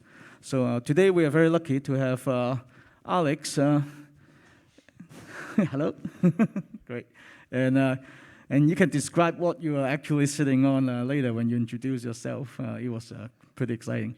And Andrew and Norman, they are seasoned investors and successful startup founders. And before we start the discussion, perhaps everyone can spend a minute to introduce yourself and your company and your focus. Maybe we start with Alex first. Tell us about the vehicle you're starting. Sure, very happy to be with you. So I am in the driverless car, racing from discovery to the clinic. So that kind of it describes what we do within Silico. So we utilize artificial intelligence to discover novel therapeutics for novel targets, novel mechanisms of diseases, and novel chemistry right away out of AI. So we are an AI-first company which originated originally in the US at the emerging technology centers at the Johns Hopkins University, and then we moved to Hong Kong, specifically to be very close to the expanding CRO network in China. My background is in computer science, and in 2004, I switched into biotechnology. So I am very dedicated to longevity research. So everything that I do is one way or another relating to aging and longevity. Okay. Andrew? Yes, thanks very much, Eric, and pleasure to be on the panel today. Good afternoon. Andrew Wong, Vice President of Transactions and Early Innovation Partnering for Johnson & Johnson Innovation, and I lead a team here.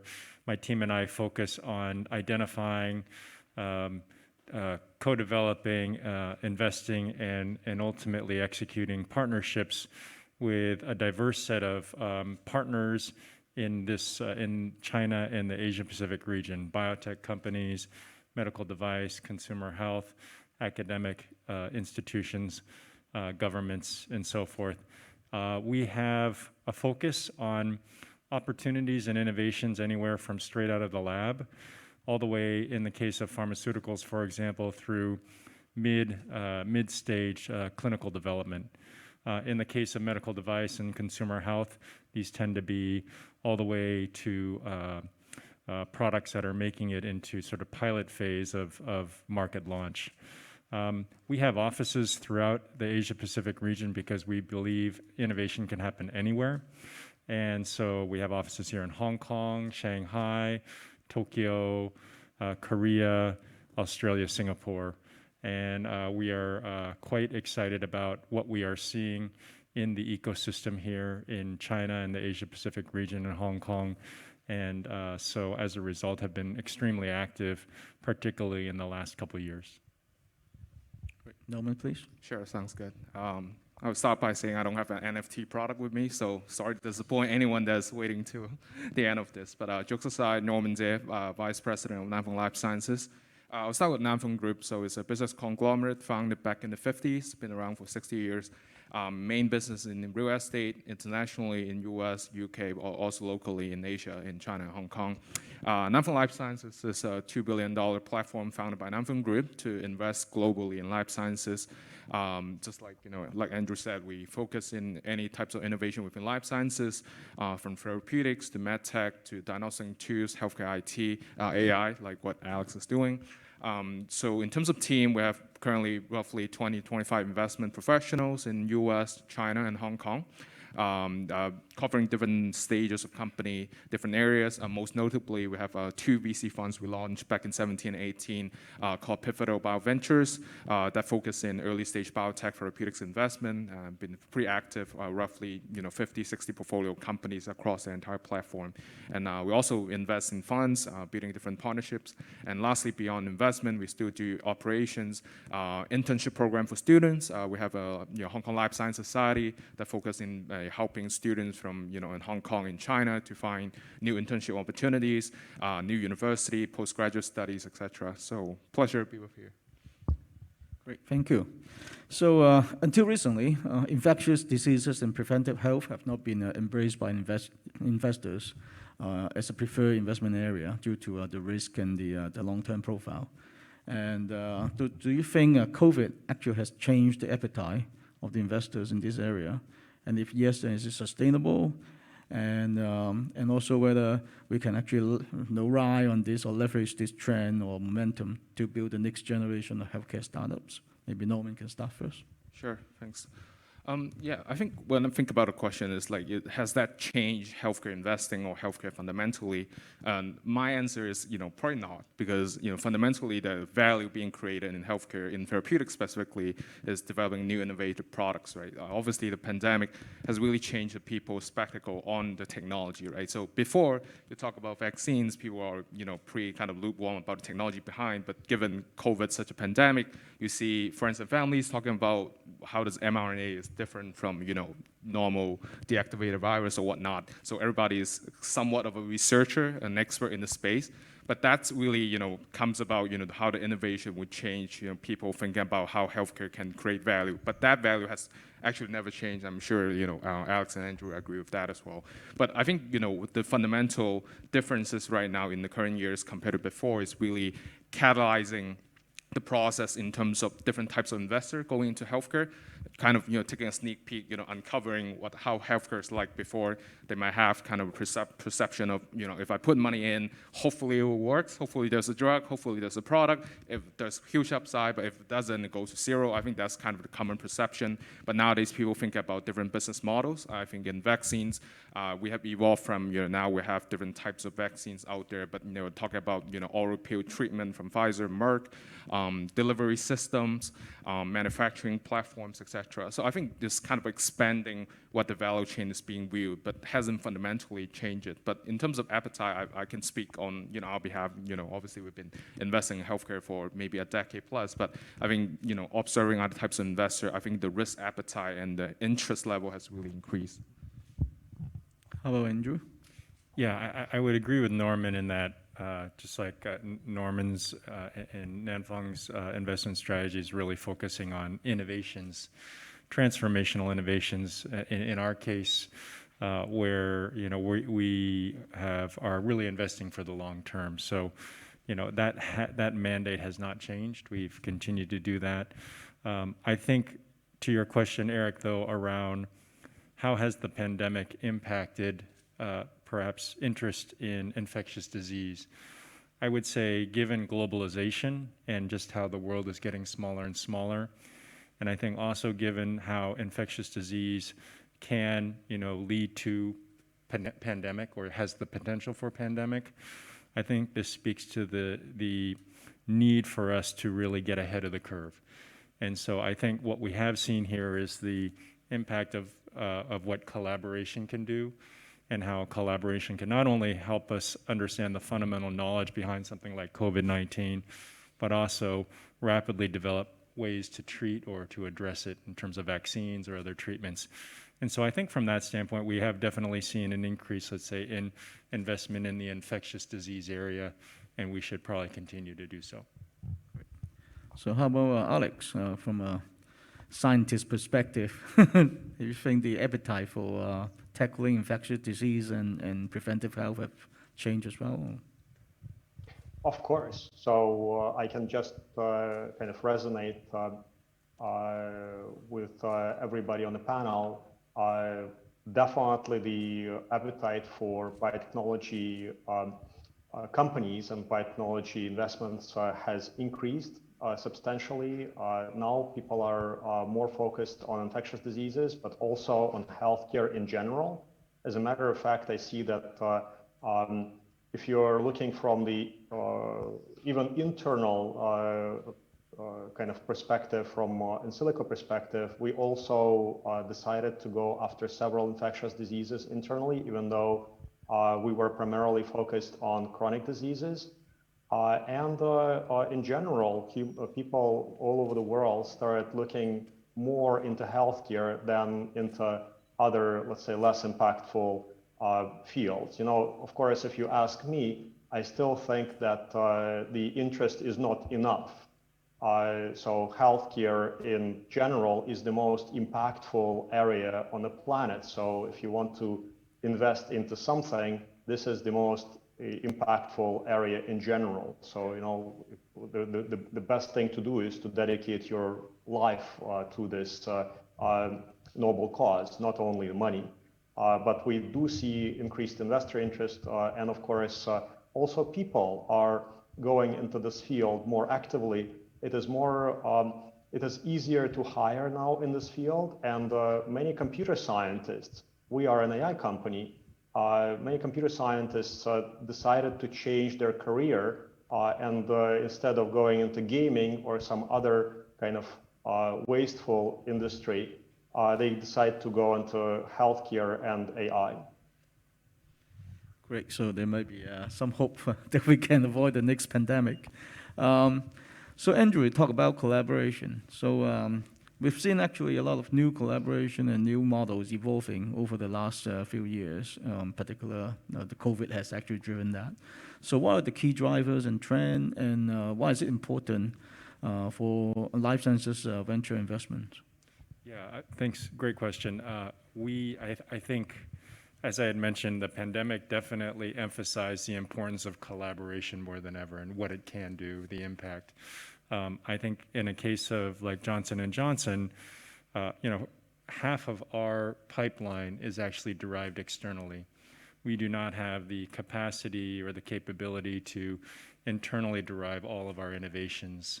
And so it's the lifeblood of what we do and how we generate new opportunities. So when we look at that, you know, we think of a number of ways that we can, let's say, grow or accelerate a innovation with an entrepreneur. And that is usually in the form of incubating at one of our incubators, or maybe in Hong Kong Science and Technology Park. We will get involved in equity investment, and then finally, different partnership structures. It might be co-development, co-commercialization, or the like.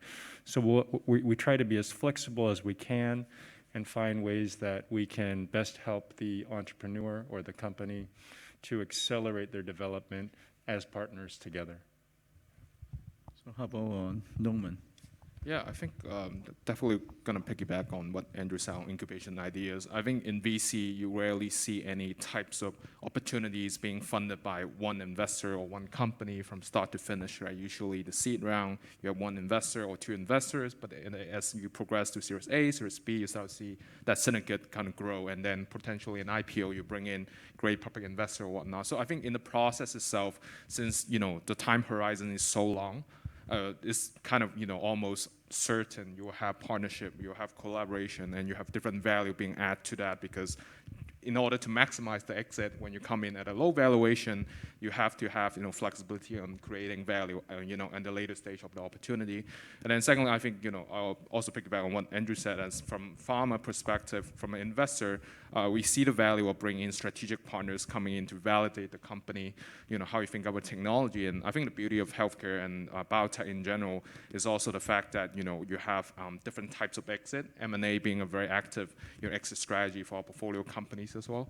So being that would create an other route of instead of just purely going to IPO or selling to another private equity player, you have opportunity to interact with strategics. But it's important to partner with them early, because in order to really for them to understand the true value of these companies or platforms, right? So I think just a lot of incentive for venture investors to collaborate. It's not just purely in competition. So that's what we're trying to do in terms of building up investor syndicate or working with pharma players like J&J of the world. Yeah. So Alex, as a investee, so how can this kind of collaboration and new model benefit a portfolio company like yours to is it in terms of growth or revenue, or is it like overall you see different kind of helps? So for sure, as an AI-powered biotech, we are required to collaborate. So it's pretty much impossible to do everything yourself, at least at the very beginning. So I would like to resonate with Andrew Norman that collaboration is key to success. In our industry, in AI-powered biotech, it is the main key to success. First of all, you need to collaborate to be able to access data. So pharmaceutical companies, they hold vast amounts of data, decades of data that you need for training. And actually, when we just started, so around 2014, it was the real golden opportunity for collaborations with big pharmaceutical companies, because at that time they did not have their own AI teams. And we had access to vast amounts of data, vast amounts of collaboration opportunities. And at that time, we learned. You also need to have those collaborations to access knowledge, because if you are an AI-first company, you focus on the algorithm. So your job is to develop a really, really amazing AI tool that can solve multiple problems. But without domain expertise that costs a lot of money, it's impossible to develop valuable products. So you really need to see how people do it, how some of the best of the humans are performing the task in order to train AI. Then you need to acquire very specific competence. So for example, in our collaboration with Andy's company, with J&J, you need to collaborate with some of the humans in the world. And this company, hires some of the best. So elite schools, many years or many decades of the pharmaceutical industry experience. And you need to collaborate with those humans to build better AI. Also, as an AI company, very often you do not have your own infrastructure. So much of drug discovery requires enormous investments in infrastructure into chemistry synthesis, biology validation, and many, many other facilities. So if you collaborate, you can utilize the infrastructure from the pharmaceutical company and access this infrastructure in a very sophisticated way. We're actually part of JLabs. It's Johnson & Johnson network of incubation and acceleration centers all over the world. It's pretty standardized. So actually, in addition to being a Hong Kong Science Park resident, it's very important to be within JLab's ecosystem, because it allows you to grow very rapidly, access the infrastructure, access competence from the company, and also share risk. So, and risk sharing is extremely important in biotech, because if you are to do everything by yourself, you will become a binary company. So if something doesn't work, you fail, and everything that you've worked for will fail immediately as well. So collaborations allow you to mitigate risk and also go after more shots on the goal. So you can go and expand your pipeline and go after many projects to de-risk the company. So I think that collaborations are truly key. Right.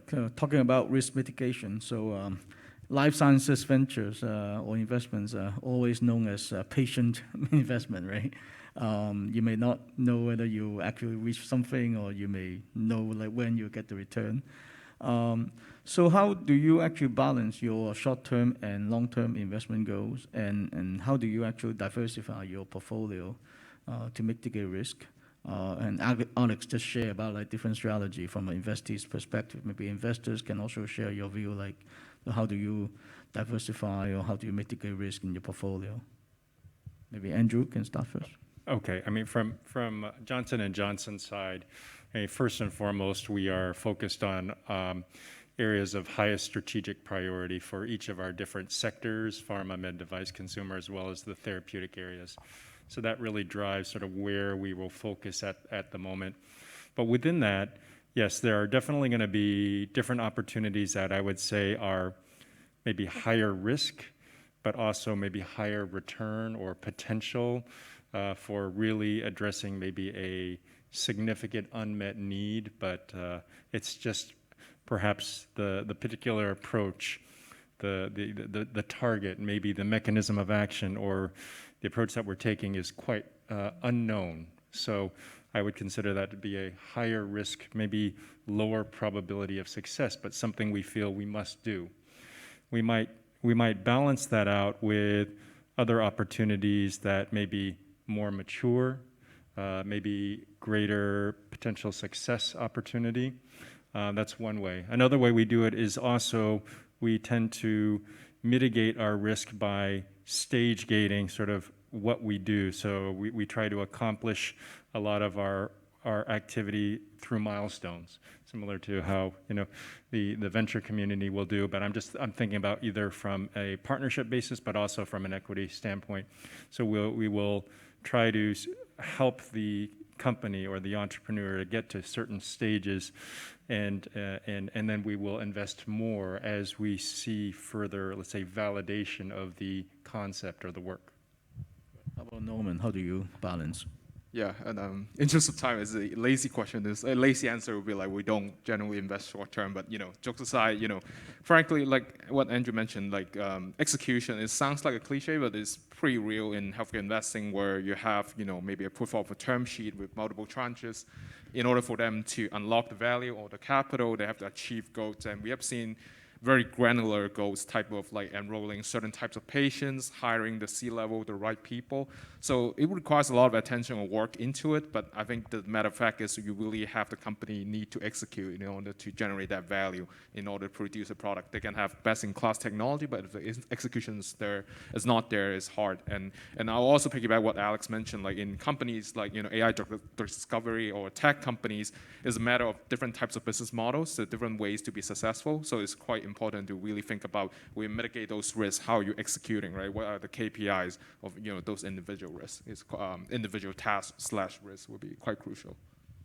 Maybe Alex, in 30 seconds, can you summarize how do you pick a good investor? Well, usually we don't have a shortage of investors to pick from. So we try to look for investors who are truly helping, who can really come into the ecosystem and help support the company, collaborate, and also take a long-term view on various aspects of our business that could possibly be incubated into either other companies or something that is along the lines with the investor's strategy.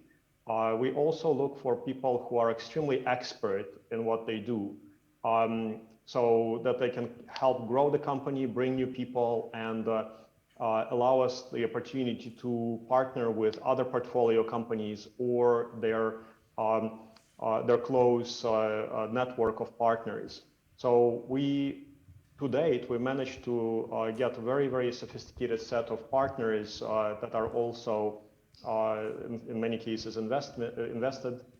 So it's really the premium brands that are always supporting. So when you are the top of the top, you can be very selective with who do you work for and who do you allow to invest. And we were pretty lucky that after experimental validation of our chemistry capabilities and then biology capabilities, we've managed to really be able to select some of the top, and now we have no regrets. But we know that in some other cases, if you get people who have a shorter view or who are not supporting, then you are going to get in trouble. And it's better to pick the best of the best, those who have the competence in the industry and who can support you. Great, thank you. So thank you for the best of the best investors and investees in our group today. Thank you. Thank you so much for this group of panelists. And of course, thank you, Eric, for moderating the session for us. Thank you for sharing your expert knowledge. And yes, of course, advancing medicine will take a substantial amount of investment. And especially like Eric mentioned, sometimes we never know if it's going to bring us immediate return or it never brings you any return. But then saving life is worth every penny of that investment. All right, thank you once again to this group of panelists. Please give them a big round of applause again. Thank you so much. Well, on that note, we're going to close the investment conference. But then before we go, of course, I know all of you are very excited, just like I am, to know about the valuation game and all the results. Now let's review who the winners are and the valuation of the 4 art pieces of their NFT valuation. The valuation of Qing Dynasty 19th century Wu Cai mouth plate is at $550,000 US. I know many of you made the same estimation, but the winner will be the one who made the fastest and closest estimation, and he is Jihan Zhu from Kinetics, and he made the estimation of $500,000 US. Congratulations. Well, coming up next would be the valuation of swimmers, and it's currently valued at $1,160 in US dollars. And while the winner made a really, really close estimation at $1,200 US, and he's James Lowe from Geek Plus. Congratulations. Next, we have the third art piece, which is the Olympic Happiness, and it's valued as $16,000 US, and the winner is really, really making an accurate estimation at the exact amount of $16,000 US, and he's Bowen from Gobi. Congratulations. Wow. Last but not the least, we have the fourth art piece, which is by Crypto Block. It's $12,000 US currently valued at, and the closest valuation is from Ian Long from Deutsche Bank at $10,000 US. Congratulations. Wow, thank you so much for your active participation, and congratulations once again for all the winners. So would all the winners please contact our staff at the registration counter when you leave so that you will know how you can collect your prize. And for those online winners, you can email us at epic@hksp.org for prize redemption details. Well, once again, ladies and gentlemen, thank you so much for your time and for participating in the investment conference. And there will be more HKSTP 20th anniversary celebration events coming up in the next few months. So do stay tuned, and I hope to see you in the next event. Thank you very much, and have a nice weekend. Thank you.